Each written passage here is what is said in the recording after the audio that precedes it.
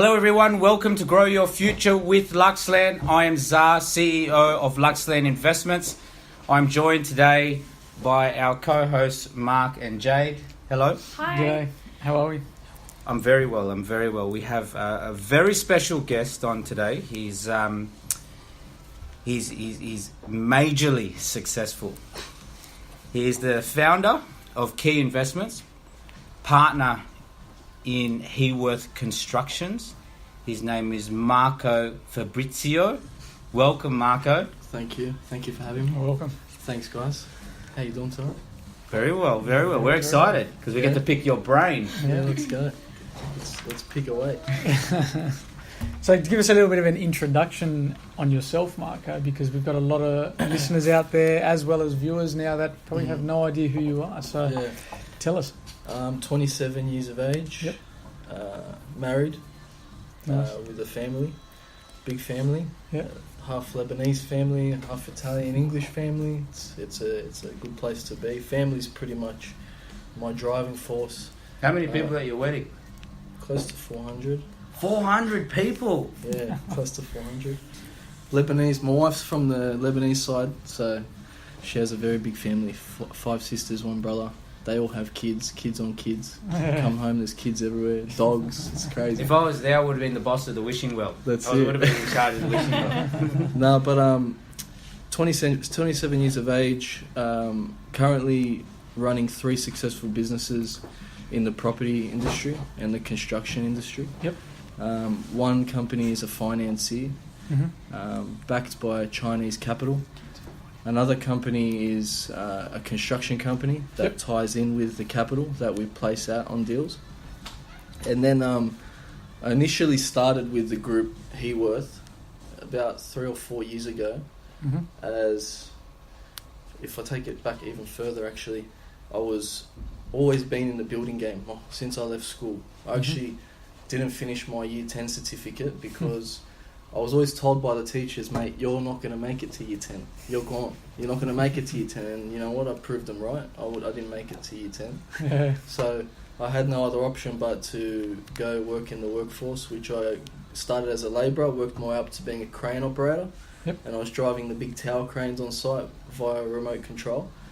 And every time I was on site, when you work in the building industry, I was in the unit space. I was always labouring or crane driving in the unit where buildings are getting built.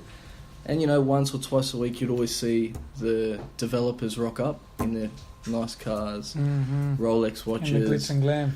Not so much glitz and glam, stressing, because they got all their balls on the table, right? They're risking everything to get the project finished. They got loans of $30-40 million on the table, and they're counting on the people that are on site to deliver. Half the people that are on site that are supposed to deliver are the ones that go home at 3 o'clock not caring about anything but watching Foxtel. It's a vast difference in being a developer and being a labourer. So when I was a labourer, I always used to think to myself, how can I be at 1 o'clock in the day, instead of going across the road to Subway, be sitting on the table with those guys drinking, $500,000-$600,000 bottle of red, eating a nice bowl of pasta, wearing a tailor-made suit. I just didn't know how I'd get there. And then I decided I had an opportunity, and back then it was about $180,000 a year package I got offered for a job to run as a foreman on a building site for a building company. I won't name the name of the building company, but today that building company would probably pay me more than 180 to be working with them. They'd probably be giving me half their business because I've stolen more than 50-60 mil worth of business. Not stolen, but beat them to the punt, right? But what I did was I had an opportunity to take 180, or I had an opportunity to take less than what I was on at the time, which was Buckley's. As a labourer, especially back 4 or 5 years ago, you weren't getting $250 a day. Yeah. I was lucky to make $700 to $800 a week, and I knew what I was getting. I could always see my future, right? Always. So I was just met my wife at the time, and I left the workforce. I had an offer there for $180,000 a year. I said no to it, and I started a business with no money. Yeah, wow. And two business partners of mine jumped in the business with me. and they also had no money. Current business partners now? Or? No. This is back then. going back 5 years ago. Yeah, this is what propelled me to where I am now, because I failed miserably. But Yep. I failed with a lot of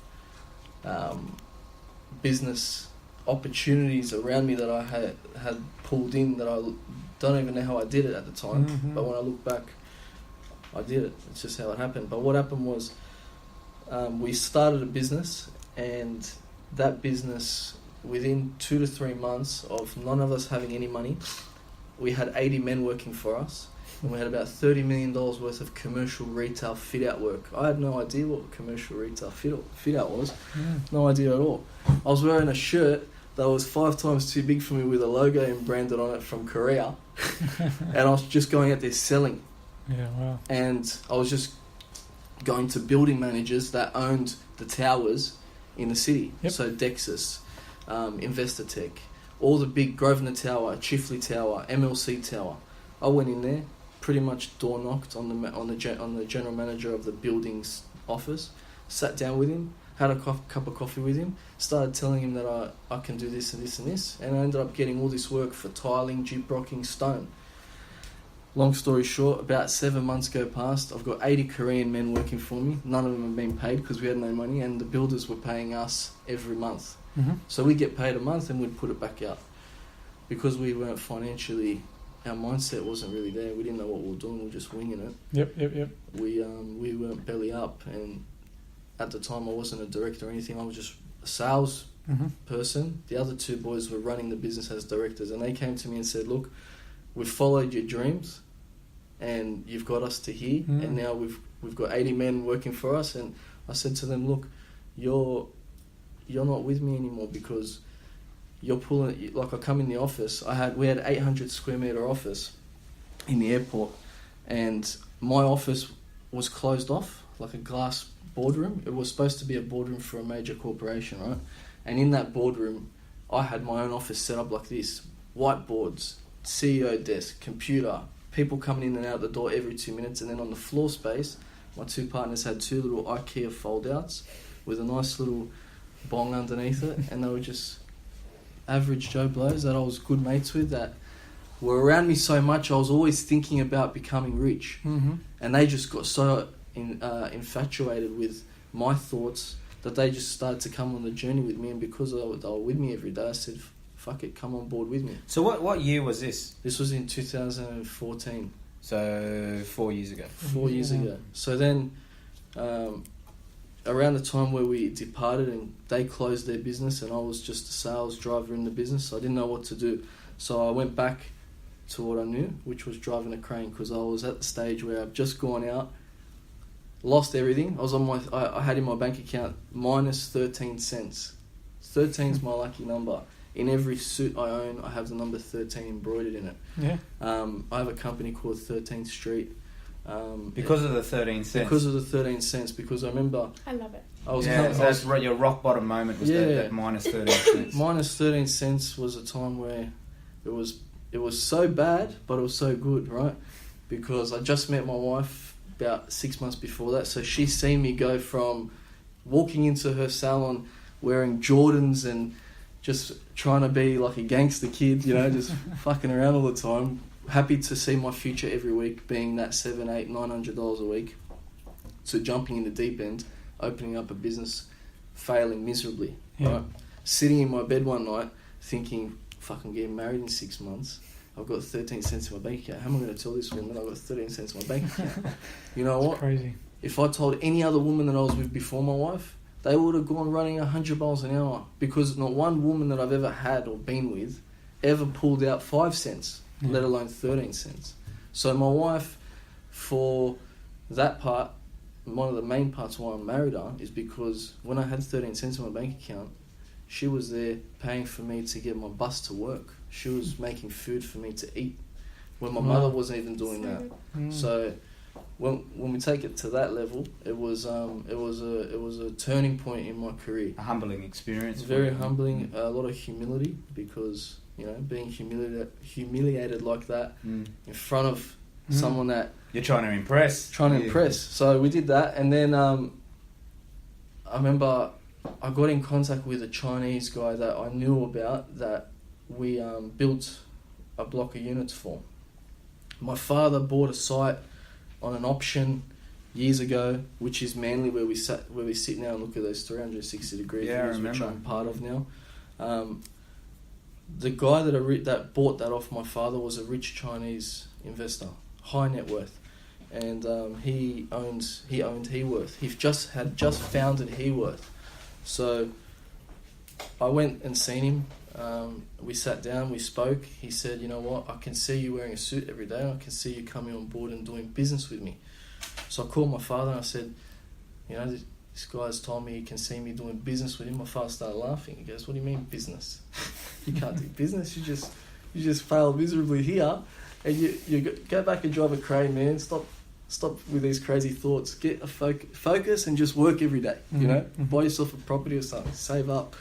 So anyway, he gave me his business card, and his business card said his name and it said director on it. I got on the train. I got that card. I got my pen out. It was like a cheap pen from the news agency. I just scrubbed it out and I wrote my name on top of his name. Within a week, I took on the job, and it was for less than I'd make these days in a month per annum. Yeah. You know, what I make a month is what I was getting a year. Mm-hmm. So he gave me that opportunity, and it was like going to university on how to become a beast in legals, settlements, deal making, bringing deals to the table, cold calling, everything. But you know what? I didn't even have a memo. I didn't have a job role. My job role was, mate, one day he wants to go buy an AMG. Marco, go set up a meeting, get me a good price on an AMG. Another day I'd be going to meet with a surveyor on site on one of his properties that he owns, get a fence done for me. And he had other employees at the time, and these other employees were half asleep. 1 o'clock comes, their head's on the table, they're asleep. I was bouncing off walls. Bouncing off walls. Coming home, bouncing off walls again, driving my wife crazy. Putting shit on my wall. So I put everything on my wall, and today I have everything that's on my wall. And I went from, in 3 months after putting my name on that card, I became a director of the group. After 7 months, I founded a company with him, and he became an angel investor in that group. And today, we've together, over the last 16 months, generated about close to $180 million worth of business we've brought in on my sole amount. That's what I did last year. I brought in about $180 million worth of business. We're sitting in front of and on top of $1 billion asset pool at the moment. So we've got sites, gross realisation of what they're going to be worth is over $1 billion, but asset value of the land alone is at the moment $1 billion. So I looked at that and I grew, and I stayed on that same salary, and I just kept chipping away, and I just kept beating on my craft every single day. Reading books, Think and Grow Rich, Rich Dad, Poor Dad, all those books. Read them all. To be honest now, I don't read books anymore. I don't feel like I don't have time to read a book. You know, but in the start I had to, because I had to educate yourself. The more books I read, the more I could sit in a meeting with 10, 15 people that are worth $500 million and talk to them, and words will be rolling out of my mouth. In my mind, I'm thinking, where'd this word come from? You learn. Yeah. And that's all it's about. Learning, growing, failing, getting back up, getting knocked down, get back up on the 8th time. So you've had quite a zero to hero story in 4 or 5 years, at least 4 or 5 years, and that's pretty big.